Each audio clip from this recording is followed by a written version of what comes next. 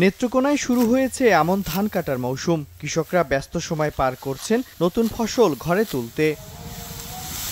কৃষকরা বলছেন এবছর তেমন কোনো দুর্যোগ না হলেও উৎপাদন খরচ কিছুটা বেশি হয়েছে। এতে লাভবান হওয়া নিয়ে শঙ্কায় তারা। সময় মতো কৃষি কর্মকর্তাদের সহায়তা না পাওয়ারও অভিযোগ কৃষকদের।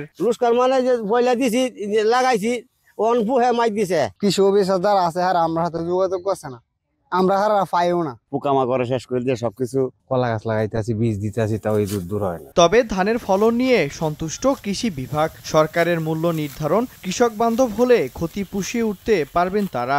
এবার যে পরিমাণে আমাদের উৎপাদন আমরা অলরেডি কাটা শুরু হয়ে গেছে, আমাদের এখন পর্যন্ত প্রায় 560 হেক্টর জমিতে আমাদের ধান পাতন শুরু হয়েছে এবং উৎপাদন আমাদের কিন্তু সন্তোষজনক। মাঠ পর্যায়ে কিন্তু প্রত্যেকটা ব্লকে, ইউনিয়নের 3টা ব্লক কিন্তু আমাদের অফিসাররা রয়েছে এবং সেক্ষেত্রে আমাদের কর্মকর্তারা তারা করছে এবং দৃশ্যমান যে আমাদের ফসলের মাঠে কিন্তু আমাদের যথেষ্ট ভালো অবস্থা। কৃষি বিভাগের তথ্য মতে এবছর জেলার 10 উপজেলায় 1,35,840 হেক্টর জমিতে রোপা আমন আবাদ হয়েছে।